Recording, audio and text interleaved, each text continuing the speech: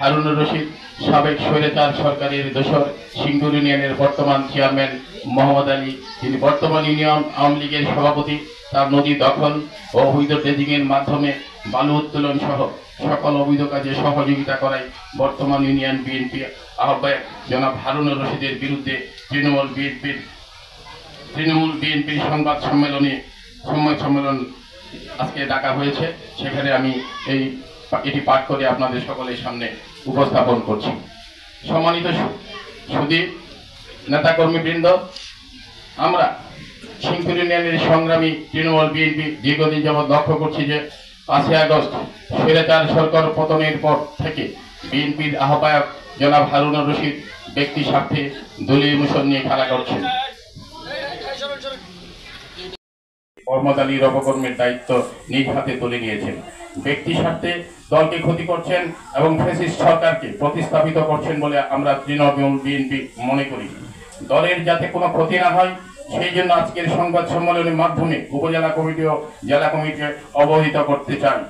অচিরেই তিনি যদি আওয়ামী লীগ নেতার নদী দখল ও বালু উত্তোলনের কাজ বন্ধ না করেন এবং অবৈধ কাজের জন্য নদী ভাঙ্গনের কবলে পড়ে সিংপুর ইউনিয়নের সাধারণ মানুষের বড় ধরনের ক্ষতি হতে পারে। তাই দলের ভাবমূর্তি নষ্ট হওয়ার পূর্বেই তাকে ইউনিয়ন বিএনপির আহ্বায়ক পদ থেকে বহিষ্কার করে তৃণমূল বিএনপির দাবি মতে নির্বাচিত আহ্বায়ক বা সভাপতি নির্বাচন প্রয়োজন। অন্যথায় দখলবাজির মাধ্যমে রাজত্বের কারণে ইউনিয়ন বিএনপি বড় ধরনের ক্ষতি হতে পারে, আর সেই ক্ষতি উপজেলা ও জেলা বিএনপি নেতৃবৃন্দ এড়িয়ে যেতে পারবেন না। জনতার কাঠগড়ায় সকল নেতৃবৃন্দকে দাঁড়াতে হবে। দলের স্বার্থে জেলা নেতৃবৃন্দের প্রতি আহ্বান, এই দখলদার রাজত্ব বন্ধ করার জন্য। নিবেদক মোহাম্মদ নাসির।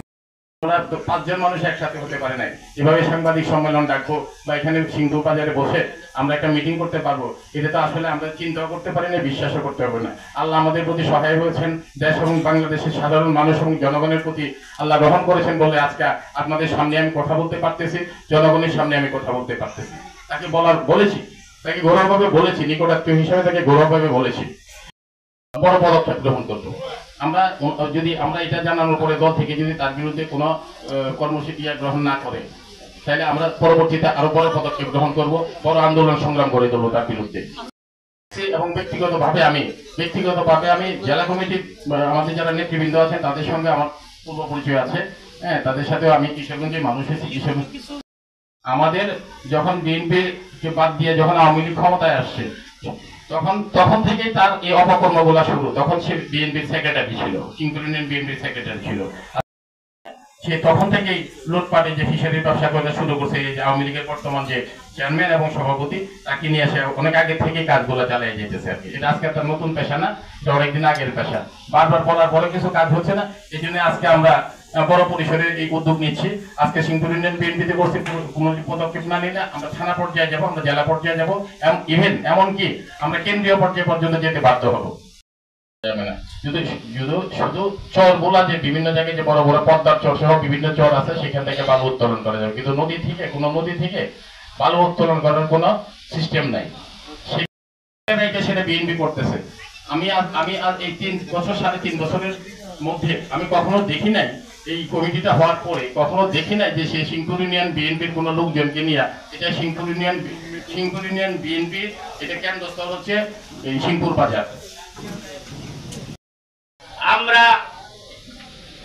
বিএনপির সকল নেতৃবৃন্দ, যুবদলের নেতৃবৃন্দ, স্বেচ্ছাসেবক দলের নেতৃবৃন্দ, অর্থাৎ সহযোগী সকল সংগঠনের নেতা একজন সিনিয়র যুগ্ম আহ্বায়ক, যদি আজকে লজ্জার বিষয় একজনের বিরুদ্ধে গঠনতন্ত্র এবং আওয়ামী লীগের কাছে আঘাতের কারণে যে আপনারা সকল দলে এক সিদ্ধান্ত নিতে যাচ্ছেন, আমি মনে করি আপনারা ভুল ত্রুটি করে যদি কর্মীরা ধরেন, নেতারা অবশ্যই একটি কাজ করতে গেলে 70 বার ভাববে।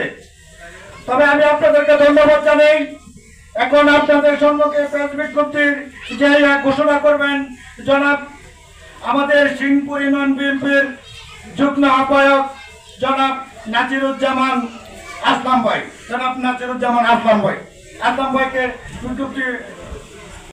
আপনাদের উদ্যোগে কিছু কথা বলতে চাই।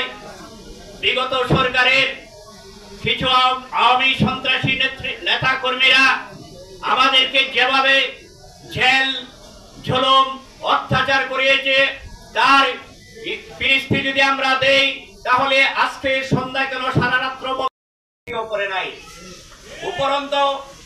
উপরন্ত হারুন এই দলকে বিভিন্ন ভাবে নাজেহাল করিয়েছে, এই দলের দুর্নাম রটিয়েছে। পরিশেষে বিগত 5ই